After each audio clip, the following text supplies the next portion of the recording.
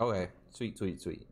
So I got the Natsu Ace Death Battle redone, and that one was worse than I remembered because just going into what was funny about that one too, before we get into this, is that Natsu realistically like pretty much one shot Ace because it was like right when he got his Lightning Flame Dragon roar in, it pretty much just bodied him right away.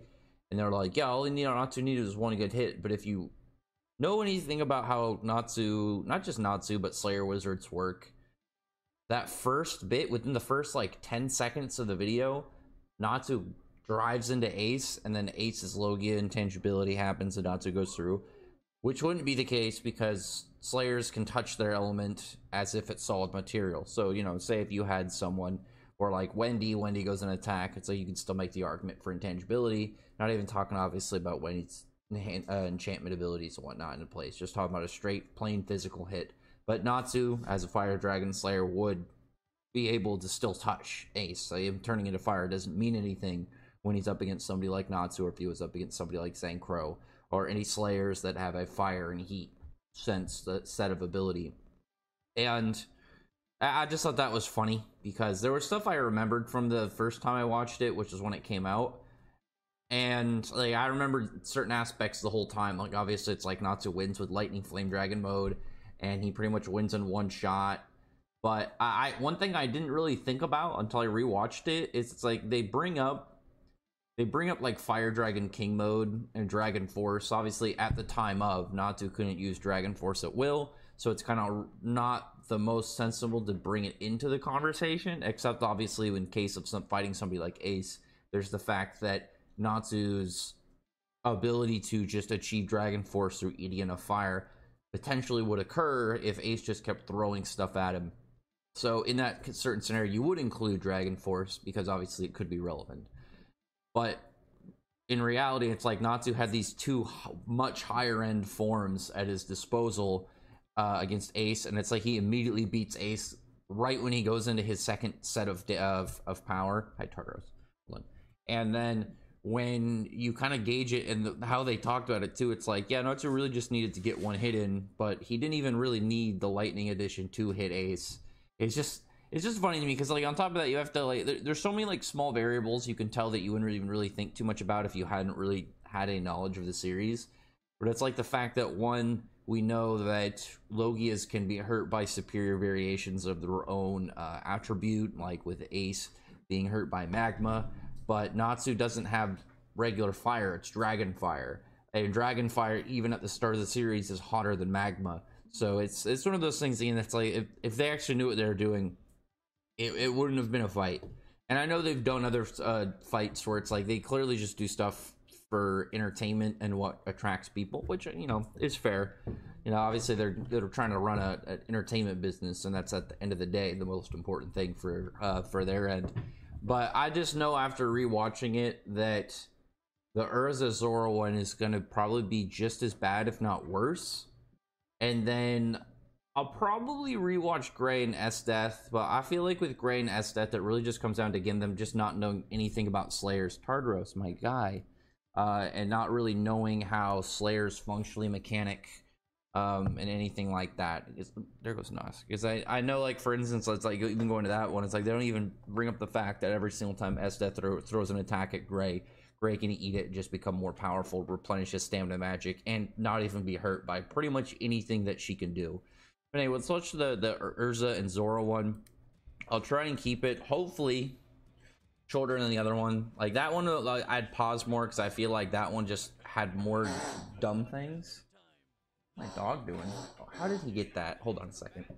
Ready. Drop. Give me.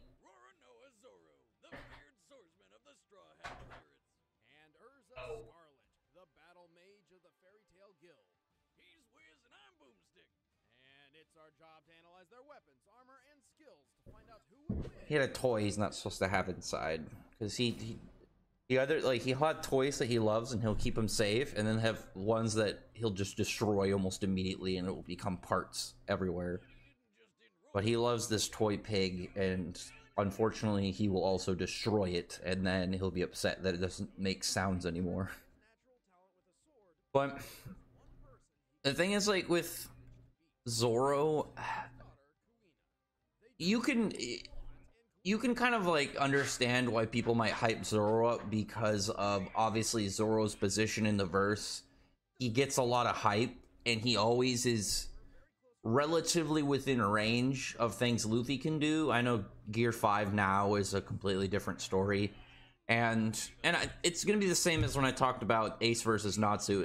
I'm gonna talk also in accordance of where they were at the time of when they made this video. I remember where this was because this was right around when Erza was fighting Irene, and that's why one of the things I was really confused about is because they like stopped talking about her feats in the middle of Tartaros. I think the latest thing they ever mentioned from her is when she pierces Kyoka through the cube, and they don't talk anything about like scaling or any like idea of like her actual high-end like feats and capabilities.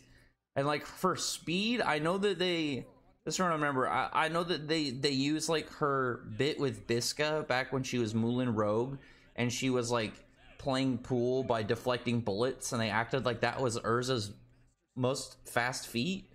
But that's like Erza with no armor enhancements, and it takes place before the series began, and that's a crazy thing to me. It's like the idea of like using any feat for conversation as like, this is what we're gonna do to discuss their speed, power, durability, whatever, and it takes place before the series even begins. Like, that's just an insane thing to me. You're fine, Turtles.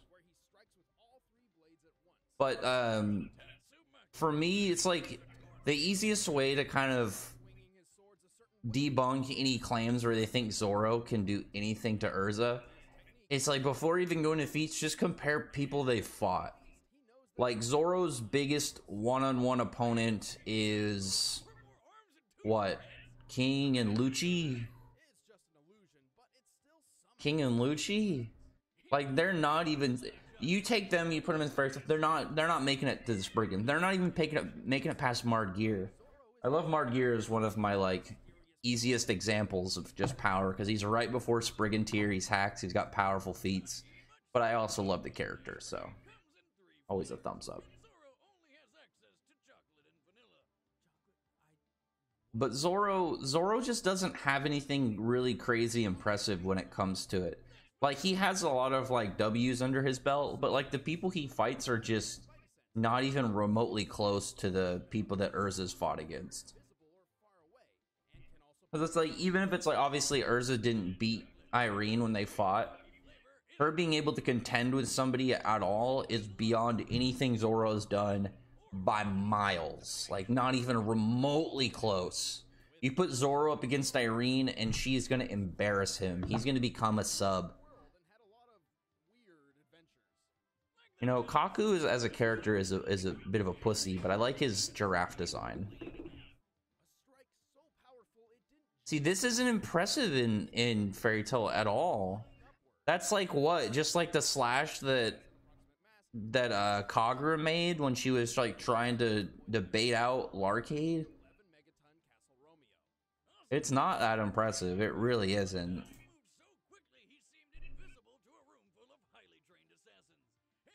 It's so weird when it's like they bring up speed feats and it's beginning of series things that they're only impressive at the time of, and it's like, yeah, Zoro's fastest feat to mention, you're talking about stuff from beginning of series.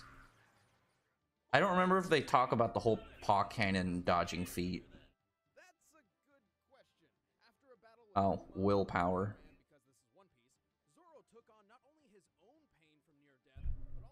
Excuse me, sir. Let me get this guy right here comfortable. You say so. Tartaros. I know. They stop right in the middle of your arc, buddy. I don't understand. So, like, again, why are they just keep talking about Zoro and like fighting fodder? Obviously, this was before Wano. This was like early Whole Cake, I think, or like middle of Whole Cake Island, somewhere within Whole Cake. So at the time of Dressrosa, Zoro was peak Zoro. That was like the strongest thing. It's like he's having Ashura, and that was it. There was no King of Hell. There was no Conqueror's Hockey Swords. But Erza had everything through the Grand Magic Games. She had everything through Tartaros. She had fights with Agil and Nineheart and like Azuma and stuff. Because really, when you look at stuff like Azuma with the tree has attacks like on par with King. And that's like Tower, that's Sirius Island, Erza, and one arc ago Zoro. The guy himself goated as hell. I would love to see who they would try and like put like Jalal versus Law and be like, well, Law he has a gamma ray, and then it's like, well, Jalal throws a miniature cosmos at people, and then he drops a meteor on him. Why are they using the dub? Not a fan. They weirdly used a little bit of the Fairy Tail dub in the bit in the last one, and it makes me think that like when they were even doing research for these characters, they just watched parts of the dub and they did just the minimal effort for everything involved in it, where it's like clearly they've read One Piece or watched One Piece, but they didn't even like put an effort in for Fairy Tail. Because it's like in the Natsu one where they called them mercenaries and bounty hunters, but it's like not really. Wizards for hire, but they're not mercenaries. She has more than 200. She has more than, at the start of the series, she had more than 100 armor sets, and she just from her Heaven's Wheel, she had 200 plus swords. Ours keeps chomping on my hands. Look at him. Flame Empress. I don't even think they mentioned Nakagami armor. I don't think they mentioned that at all. Because that's just another one. I don't know if they even talk about like her feats on Sirius Island just by going like tanking the first Terra Clamar is really impressive. Because clearly they use feats and stuff from the anime, but they don't use feats like that. Because obviously the second Terra Clamar, she didn't tank because it was, you know, Azuma lost control of it and it went back into protecting Erza. But I don't think they even talk about the explosion size and power output of the first Terra Clamar. Because like obviously at the time of Erza didn't have her meteor feat, but I mean she's still well Spriggan level at this point in time. And on top of that, you just can kind of look at some of the other people she's at. But I mean, even if you just went off Sirius Island feats, what does Zoro really do? Because I don't think they do scaling very often. Like it's weird because they do. I remember they did scaling for Cell. Because that's how I remember that they know how to do scaling instead of just like individual feats and they only pick like a few. See, this is another thing. Let me see, like again, two things. One, they don't do any scaling to show how big the cube is, because Tartaros' castle is pretty freaking big. It's like from like side to side. I think like the last time I looked into it, it was like 500 meters or something wide, and the cube itself is usually between like 7 to like 10, 11 kilometers. It's pretty big. And then on top of that, Erza deflecting the bullets. Again, this is like base Erza not being serious before the series even began. Erza very rarely has like magic issues though. Because even in like the times where it's like she's just straight out of magic, she won with Nightwalker. Yeah, they both went all out with getting the 200 plus swords during the Fighting Festival arc. That was just sheer numbers. That's why. See, why are they doing the dub? I'm not a fan of them using the dub. I feel like using the dub for Fairy Tail and then using the sub for One Piece, just for me, I don't know. Maybe it's the fact that I'm not a huge fan of dubs a lot of the time, but to me it feels like they just that one of whoever like runs the thing or like is one of the researchers actually watches One Piece and they prefer the sub, and they just wanted to watch the fairy tale dub faster so they couldn't, you know, they didn't have to spend as much time researching.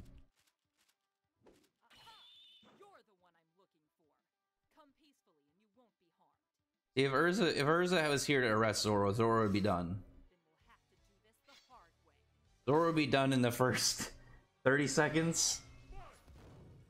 Like, you'd have more of a fight at the time when this came out, but really if you just kind of like, if you did, I'm trying to say, because it's like, there's not really too much for, well, Zoro wasn't really doing anything in Whole Cake, was he? He wasn't even there.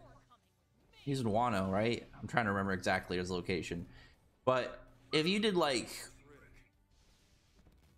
just very specific feats for Dressrosa, Zoro, and like Tardros, Erza, you'd have more of a fight. But when this came out, it was Alvarez Erza. Erza had already had feats against members of the Spriggan 12. And it's like when you have stuff like Ikusa Tsunagi is fodder to Spriggan tier, because like Natsu in base one-shot him. So what exactly does somebody like Zoro do if Ikusa Tsunagi is the bar, pretty much? Like, I can't even say the bar, it's fodder, because Etherion is like the scaling bar for Spriggan people. Like, Erza already going to Armdur Ferry, it's just like, why? And then she's just like back into her clear heart armor. Did they even mention Yodo Benizakura for her sword? I know they talked about it briefly, but I don't think they really actually used her sword in description of like the fact it's just this mega speed and destruction amp. Why would she go into Heaven's Wheel from that form though? It's weird. See, this part, I think, does it end here? I'm trying to remember when it ends. Because why would Erza go from Heaven's Wheel, which is a large AoE and multi-attacking one, and then she goes to like, okay, cool. At least they had it in Clear Heart at the end. But I don't think they even mentioned Yodo Benizakura. See, that's not even an impressive feat for Zoro, or for Erza though, is cutting a mountain. Because we already had that again for like Celestial Spirit King stuff, and from Ikusa Tsunagi. Yeah, even looking back, this one is not as bad as the Natsu and Ace one, but it's still pretty bad. I think this one, like, because I do know, like, yeah, this is what they're using for Urza's speed. See, I just got all these cats that just want to pop up, and then they use like Erza. So here's the thing. Here's one of the reasons that I know that they didn't do a lot of research, and this is a good example. At the time of, because like I said, One Piece, I believe, was around the point of Whole Cake Island. Because this was 6 years ago or so. Because I thought it was 8 years for the Natsu one, but it was 6 years. And I remember that I believe the Natsu and Ace one came out around like May or sometime during the summer. And then Erza versus Zoro came out during the winter, I believe in sometime in December. And assuming, again, I could be like off a little bit, but assuming, and obviously they showed it in the anime, Dressrosa was over, they were somewhere in Whole Cake.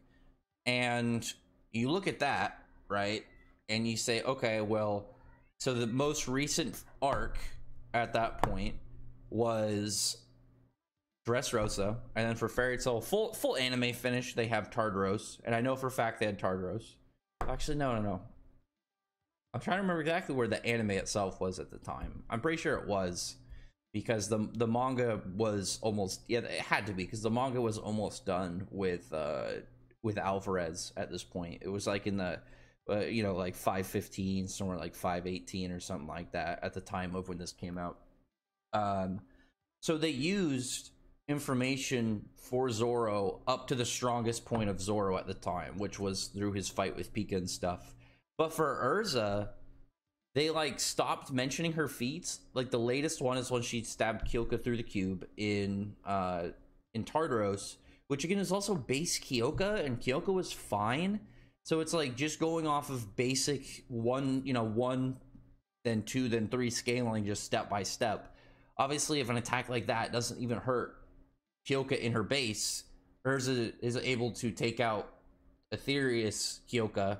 Clearly, Erza at that point, her slashes, even just regular slashes, are going to be far more powerful each than the whole Pierce Cube feat. So it's just, and then they like bring up like, oh yeah, the biggest feat they're going to mention for Erza is her feat with Nightwalker, which takes place at that point in the anime 300 plus chapters before where the current was, which again, it just tells me that they just didn't do like relatively any research. And again, it's one of those things, like I said, Death Battle, it's not like these guys are going to be perfect every time. I don't imagine they're like, yeah, to make a video we're going to watch the entirety of a show. But I don't know, for me, I feel like if you were going to talk about characters and stuff, especially for something you get paid doing. Cats are knocking stuff over. What are you doing? Oh, he's up top there. He's up there causing problems. I would assume that you would like spend your off time getting stuff prepared, because it's like if you're like, man, for this video, I gotta make in a few months, I just have to watch a show, and then you just watch like an episode or two a day, and then you just write. You don't even have to watch the whole thing. Like you could literally just watch Erza's specific ones and then not pay attention when she's not on screen, and you'd probably be relatively better than what they got in this video.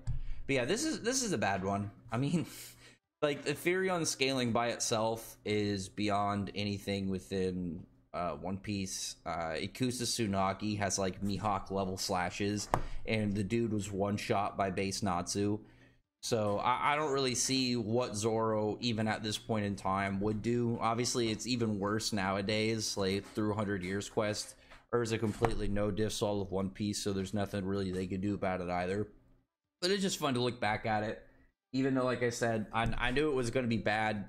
I don't think it's nearly as bad as the Ace versus Natsu one. I thought that one was really funny, just based off of, like, if they knew what they were talking about, Natsu would have beat Ace literally within the first 10 seconds of the video.